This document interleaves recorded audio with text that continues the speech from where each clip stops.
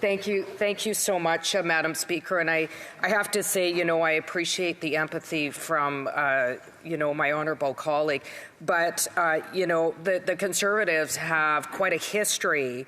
If we want to talk about their history with reconciliation, I'll start with former Prime Minister Harper, who said that MMIWG wasn't on his radar. Tanya Capo, who's an Indigenous lawyer, said in a span of a week, the Conservative government confirmed their feelings of indifference, disregard, and utter lack of respect for Indigenous people.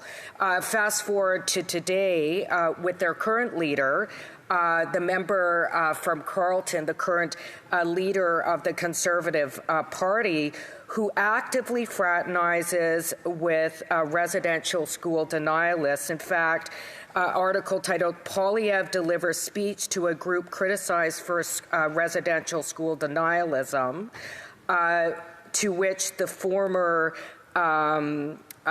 national chief of the AFN said, I condemn any association with denialist views and the deep hurt they cause to our survivors and their families, Archibald said in a media statement.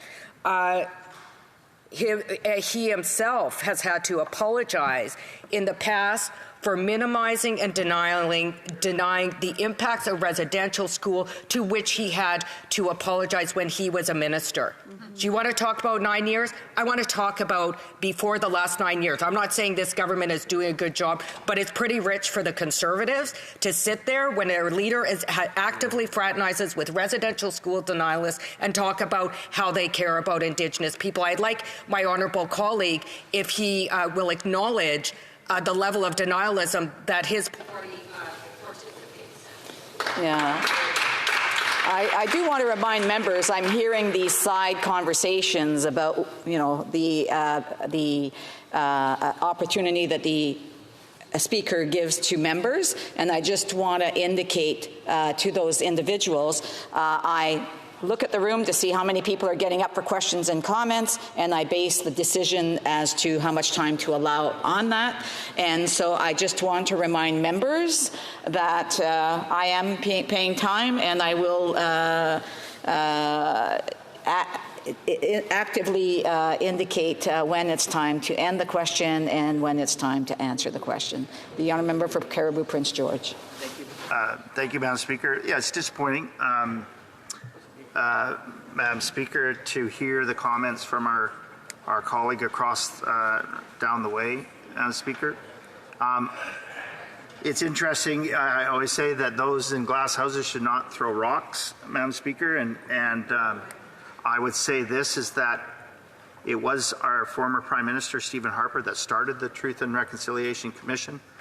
I can say this, that I've never seen Prime Minister be more indignant. On one hand, stand here before cameras, whenever the cameras were on, say that this is his most important relationship, and then absolutely turn away and shun our first Indigenous female Attorney General, a person who is a dear and close friend of mine. I've seen over the last 9 years the damage that this Prime Minister has done within Indigenous communities, pitting Indigenous community against Indigenous community, pitting Indigenous community against non-Indigenous community.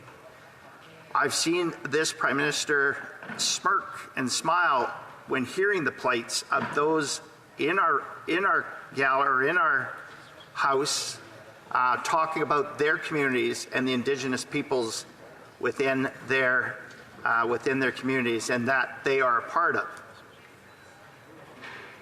I'll remind my colleague that this is a government that's in power. This is a government that made a tremendous amount of promises in 9 years previously, over the last 9 years, and that have failed at every step.